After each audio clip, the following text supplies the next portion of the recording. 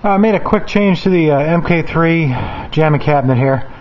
I put on eBay my War Gods PCB because, like I said, I could never really have time to play the game, and I couldn't figure out the finishing moves, and they're difficult to pull off, and really only wanted Mortal Kombat. That's really the only game I play. I have the main machine over there, you know, that plays all the games, so I just got it out of there. So what I put in here was, I can't remember his name, but he sent me a Mortal Kombat 3, a UMK3 PCB, so I put the Zeus chips in there. So haven't tested it out yet, but let's try it out.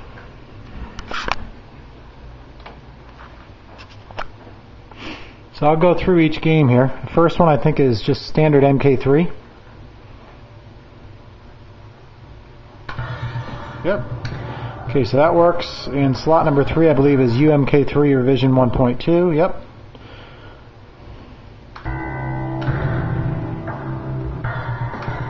Okay. Slot 5 I think is where MK4 is, which I was going to sell on eBay, but frankly, you know what, I figured what the hell, why not have every fucking game? Who gives a shit? I don't really play MK4 ever, but it is kind of a cool game once you get tired of the other ones. And then finally in slot 6, which I have not tested yet, there should be the Zeus edition. So it looks like it works. There it is.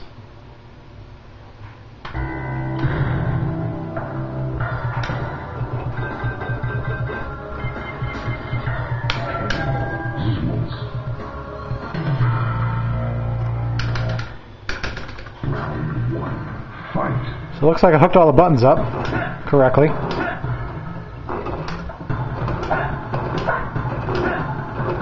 It's tough to do with one hand. There we go.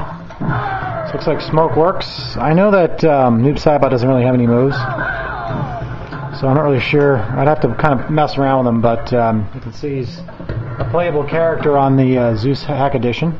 I've showed this before, but it's kind of cool that I have them all in one cabinet now. I got MK3, UMK3, MK4, and UMK3 Zeus Hack Edition in the MK3 cabinet. And then in the MK2 cabinet, just a standard Challenger PCB, and then I've shown the MK1 cabinet. That's the main. I had a question today about the schematics of my control panel that I built here with the drawer that comes out. I didn't make any schematics or any kind of specs as far as when I made it. All I did was I took the original box off, completely off, and the way you do that is there's 4 bolts. I don't know if you can see them, it's kind of dark here. I'll turn the light on. It's pretty simple. There's 1 bolt here, 1 bolt here, 1 bolt there, and 1 bolt there. And you'll have to remove, obviously, the player harnesses. But I just took the whole box off, and then I took the box apart. It's only put together with set screws. There's no real, so like little air gun nails, a little like tacks almost. So I just kind of took a rubber mallet and kind of banged the pieces apart, and took the whole thing apart and traced it piece by piece, and that's how I came to get the exact specs as far as this. The front panel here, I just took the exact measurement here and just kind of cut, I think maybe like a 1/4 inch off it, or maybe 1/8 of an inch, I can't remember, so it doesn't hit when you pull it in and out. Other than that, I mean, it was pretty simple to do. The hardest part was the sides, because they go up on an angle like that. So I cut that on a table saw, but I mean, I'm sure if you really could do it. I can't remember the width of the blade that I used for the T-molding, but it fit pretty much perfect. I'm sure somebody knows the actual router bit that goes in there, but that's another question I had today from somebody. But back to the MK3 machine. Like I said, I'm not really looking to make any more changes or buy any more games, because really I don't have any more room. You can see these machines are wall to wall to wall. But I do like the way there's space in between the window here, so I can get some light in and can kind of see outside. To where I had the golden tee in there, it was jammed up against the wall and you couldn't get any light in here, and it was just kind of, this room isn't very big. My girlfriend goes to dental school, and she's got a little desk over here that she studies in at night, so I kind of needed to make some room. I don't really spend too much time here playing the games, but this is staying the way it is now. I think I'm done with this. MK2 can't really do much with that as far as play. That's one of my favorite ones, so I'm going to keep that one. And MK1. So, just wanted to kind of show everyone that the Zeus Hack Edition works in the JAMA switcher. I'm using the 6-in-1 by JAMAboards.com, and it was modified by your MK arcade source, or your main man, as he used to be known.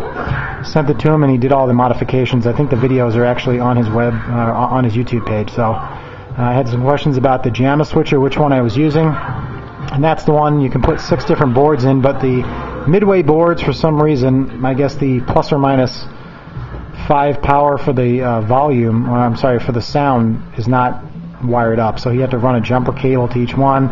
And then the issue with getting in the coin door and actually setting the volume and free credits, you have to do each board individually. So that's pretty much it. If you have any questions, let me know, but I just wanted to give everybody a little kind of final to-do of what is completely done with the MK3 cabinet, MK2, and the main. See you next time.